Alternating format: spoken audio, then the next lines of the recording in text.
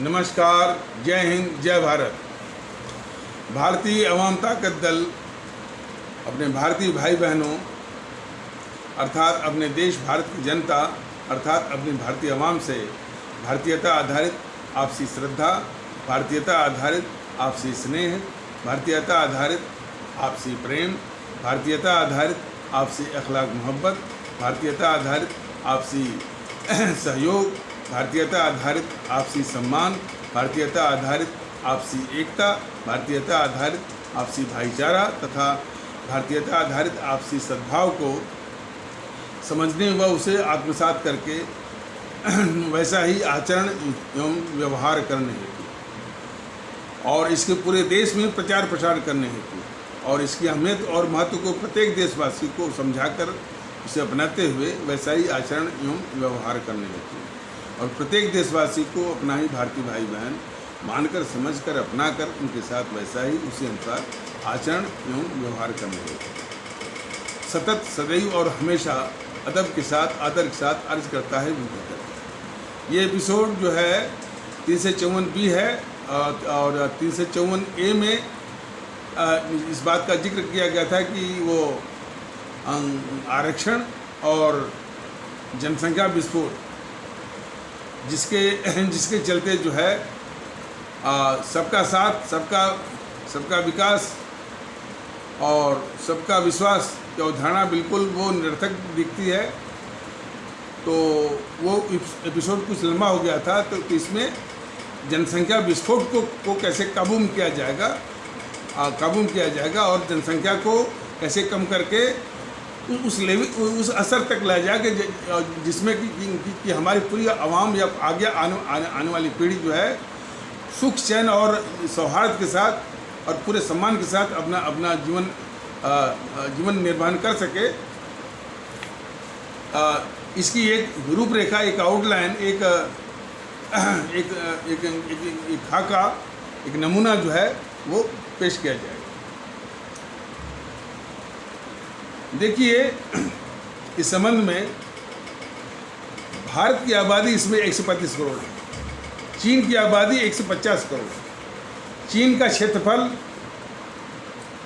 भारत के क्षेत्रफल का 2.5 गुना है और भारत की आबादी उनकी आबादी को छूने जा रही है। अमेरिका की आबादी जो है 30 करोड़ है।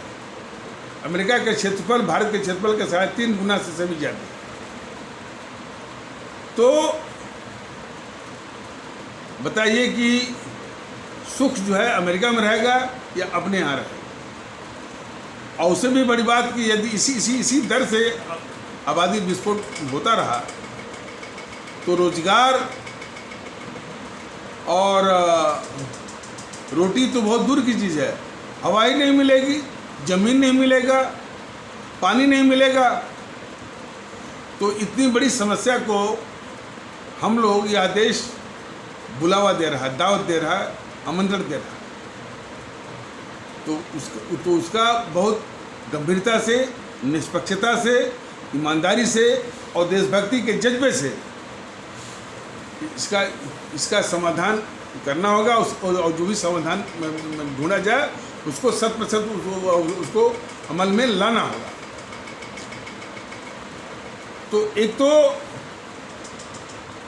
मैंने एक जोड़े पर, एक पेयर पर एक ही बच्चा की पॉलिसी जो है लागू करना और एक कम से कम 50 वर्षों तक वो चलना चाहिए। एक जोड़े पर एक बच्चा, चाहे वो लड़की हो चाहे लड़का। अब जो हो गए हैं तो उनके लिए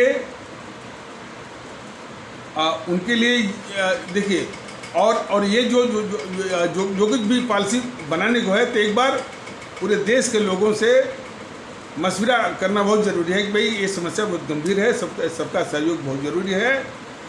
कम से कम अपने आस्था को इस बीच में न लाए। आस्था को लाने का जो खुराफात है वो न लाएं। ये सरकार बहुत सख्ती से पेश आएगी जो आस्था को, चूँकि ये समस्या राष्ट्रीय है। मतलब कि इसकी जरा भी अनुमति नहीं होगी कि हमारे मनुस्मृति में नहीं लिखा है, हमारे वेद पुराण में नहीं लिखा है, हमारे कुरान में नहीं लिखा है, हमारे बाइबल में नहीं लिखा है, हमारे जो है वो गुरु ग्रंथ में नहीं लिखा है कि हम तो इतने बच्चे वो पैदा करेंगे ही।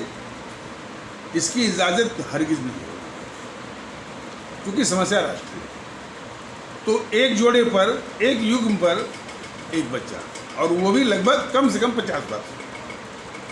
मतलब इस आबादी को कम करते करते करते जो है 30 करोड़ के आसपास वो लाना होगा, तब जाकर के हमारे आगे आने वाली पीढ़ी जो है वो सुख और आराम से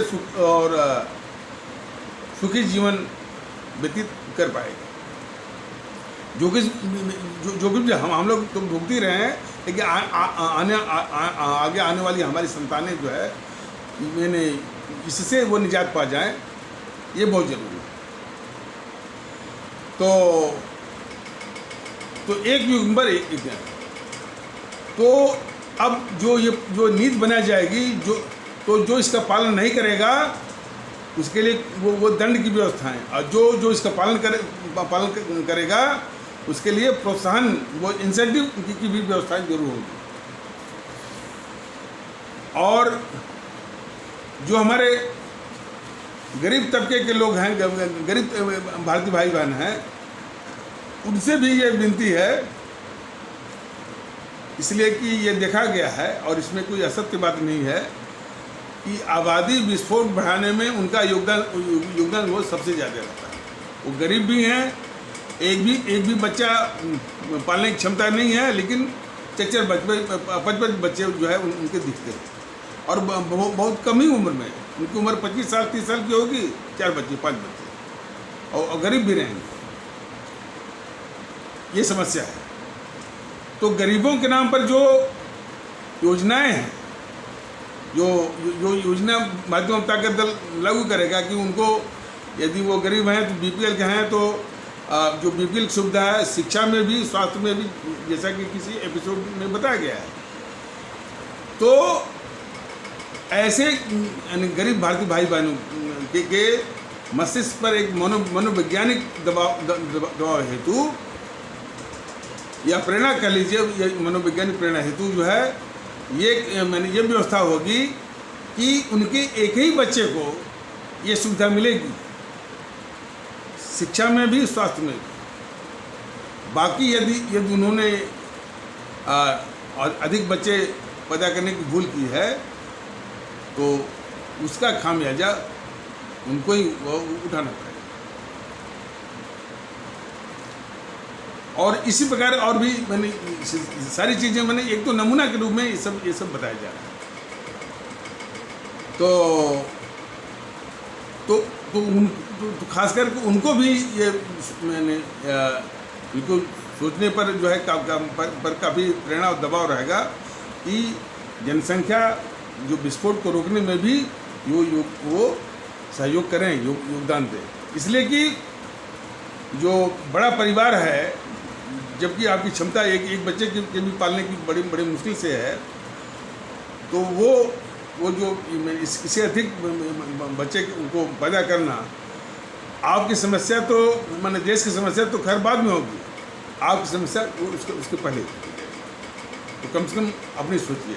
और इसमें इस तरह की जो अंधविश्वास है, ये तो ईश्वर की देन है, ये अल्लाह की देन है, खुदा की देन है, ये गॉड की देन है, बिल्कुल नहीं।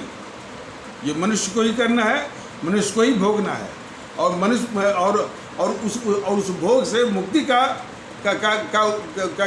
और उस भोगने के मुक्ति का उपाय भी जो है ढूंढने की जिम्मेदारी मनुष्य की ही है, भारतीय भाई बहनों की ही है। तो ये कदापि इन बातों का आधार न बनाएं और उसका तर्क न लाएं कि ये ईश्वर की देन, अल्लाह की देन, खुदा की देन, मनुष्य की देन, और मनुष्य को ही रोकना, भारतीय भाई बहनों को ही रोकना। तो वो स्कीम लाने के पहले एक मशवरा जरूर किया जाएगा। राय मशविरा, रायशुमारी जो भी है, जो भी प्रभावकारी तरीके हैं वो उसे किया जाएगा और समझाया जाएगा कि इसको शुद्धतः राष्ट्रीय समस्या और राष्ट्रभक्ति के जज्बे से इस समस्या को देखा जाए और जो कुछ भी रचनात्मक सुझाव हो सकते हैं वो आप लोग दें और उसके बाद जो सरकार यानी भारतीय जनता दल की जो सरकार जो तय करेगी उसका अक्षरशः पालन करना होगा और उसमें जो पालन करने में बढ़ चढ़ के हिस्सा लेगा, काफ़ी उत्साह के साथ हिस्सा लेगा, उसको सरकार जो है वो प्रोत्साहित भी करेगी, कुछ इंसेंटिव भी देगी और जो इसका पालन नहीं करेगा वो दंड भी देगी। तो इस प्रकार माने एक जोड़े पर एक ही बच्चा की नींद जो है कम से कम 50 ऊपर वर्षों तक ला करके जो 135 करोड़ का जो बोझ है उसको 30 करोड़ पर लाना है, ताकि हमारे आगे आने वाले बच्चे, आगे आने वाली पीढ़ी जो है वो सुख से रह सके। तो इस विषय में भारतीय जनता दल का बिल्कुल स्पष्ट मानना है और इसको जरूर लागू करेंगे। तो इन्हीं शब्दों के साथ इस आवश्यक मीमांसा और समीक्षा को यहीं पर विराम दिया जाता है। तब तक के लिए नमस्कार, जय हिंद, जय भारत।